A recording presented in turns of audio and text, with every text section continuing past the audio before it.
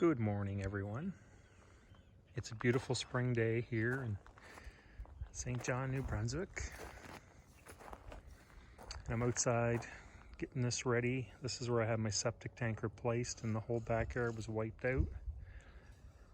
So as you can see, it's a dirt, rocky mess. So we're outside today doing yard work, and I was raking, and I kind of leveled this out a little bit. And I was raking over there. There's Furio and Johnson.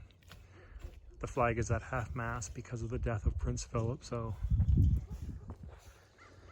being patriotic for that reason.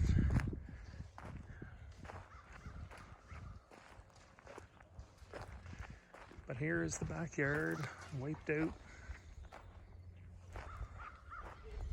So anyways, a little story for you.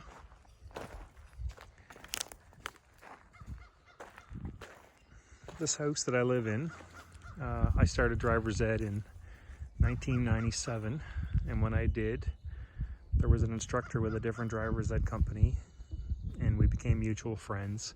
I recognized the guy from when I was a teenager, when I was a manager at McDonald's on Rossay Avenue. I used to see him coming in and out of there all the time.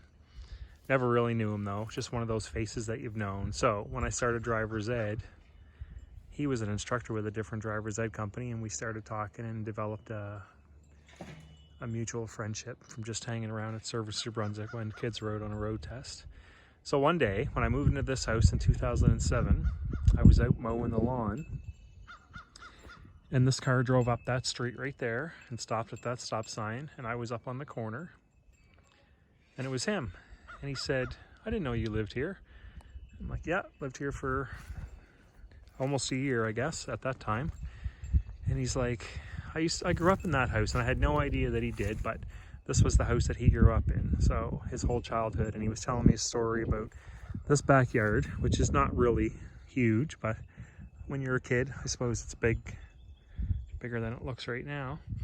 But anyways, he was telling me a story about hitting golf balls all over the backyard, and the principal of Simons High School lived in that house behind me through those bushes, and he hit golf balls over the fence and into his yard, and they were terrified of getting caught because he was a principal and all that jazz. So anyways, long story short, he left, he drove away, and then about a couple years later, or maybe a year later, it wasn't that long, less than a year I guess, he passed away. So he was gone, and I lived here since then. That was 2007. Now it's 2021. So today, while I was out raking this to try to level it out to get ready for topsoil to come, I came across a golf ball in the dirt. So I took the golf ball out and I put it in that tree right there behind his childhood home, in his memory, so it'll always be there. That's my story. I thought it was pretty cool. All right, you have a nice day.